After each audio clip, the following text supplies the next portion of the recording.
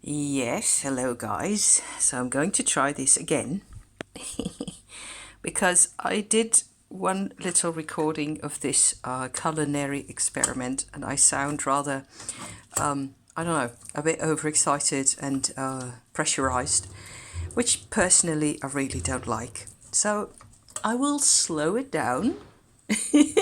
Hopefully I won't sound too strained now. It's just that it's been a really interesting weekend once again.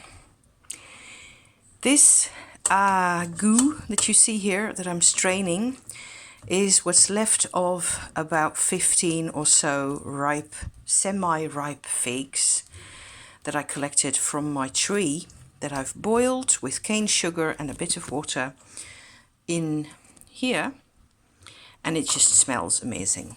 Let me take you out to the tree, you guys. There's builders out there. So there's all sorts of clanging and banging going on. But this is my fig tree, my sanctuary of green in the heat, because we still got 30 degrees at the minute, and it will be for another day or so, probably. My yew tree is not enjoying it, as I can tell, although some parts of him are okay. This is a yew bush over there, and the fig is over my head, basically sheltering us from the glare of the sun. Go on, focus, baby. Yes, good boy. So some of my figs are pretty dried out and papery. I took off a few. Let me see what that looks like on the inside. So on the inside, this is what that looks like. See, it's got all sorts of little seeds, all neatly stuck in rows into the green shell like that. And this is actually quite usable, and it's just very fragrant. And the fig tree, yes, apparently is a herbal medicine against or for or to help with money worries. So I'm going to stand over here with the actual fig leaves, branches and fruits in the picture to talk about this, because when we came to live in this house in the end of 2012, there's Puss right there. He's walking around. He doesn't really know what to do with himself, with the heat and all. This tree was already here, to finish my sentence, yes. And we had just had to file for bankruptcy. So I spotted this house to rent because we had to sell the home, or the house I should say, wouldn't call it a home, that we had lived in for a few years before that, maybe 6 or 7 years or so, that we actually lived in the other house in another town quite near to here. And I picked this house because I saw it on some type of advertising site where they showed you houses for rent or for sale or any of it. And I liked the address. The name of the address is Cloister Gardens. So that's basically what drew me to this place, right? And there were actually 2 homes for rent, this one and the one over there next door. Okay, so I'll turn you around so I can talk to the camera for a bit. Hi there, guys, without glasses this time, just for now.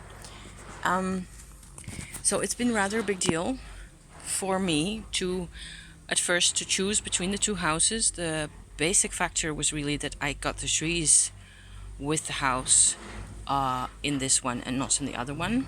The other factor was that I did have a wooden floor, oak wood, that I wanted to use again, and this house did not have any floors in it, so I had to put it back in again for, I think, the 3rd or 4th time. And that was a lot of work and all that. Everything has been so much work.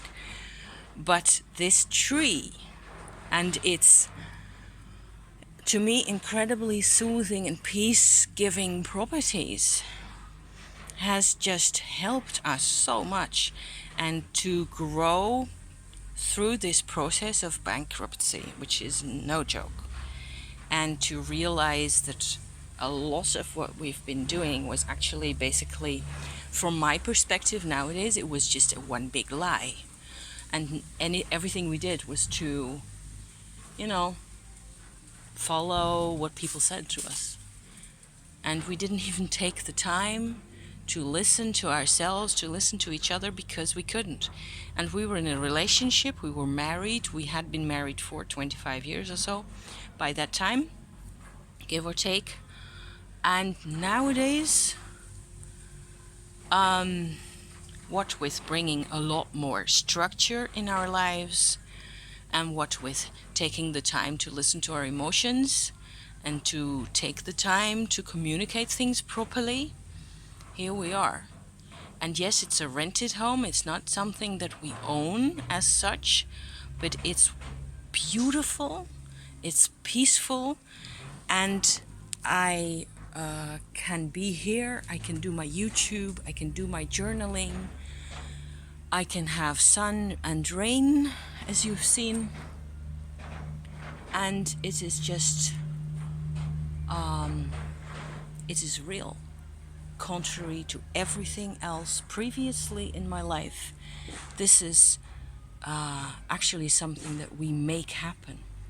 So the tree has helped us with that, and each time there's figs on it, because there didn't used to be every year. It's also with the heat increasing, apparently, climate warming, climate change, yes. I get more figs, and this tree grows like crazy. It's growing humongous, endless branches, and I've seen fig trees in the south of France, and maybe you have to in the south of Europe or anywhere else where they grow. I don't know whether they grow in the Americas, really, this type of fig.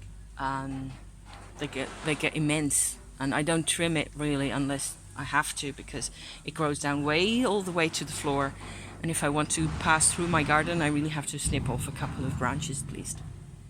So, big friend of mine, he's alive, and so am I, so is husband. And I will be getting back to you shortly with probably an update on my weekend, because more things have come to the surface. So for that, I cordially invite you to watch another episode of my travails. See you soon, guys. Thank you for watching. Bye bye.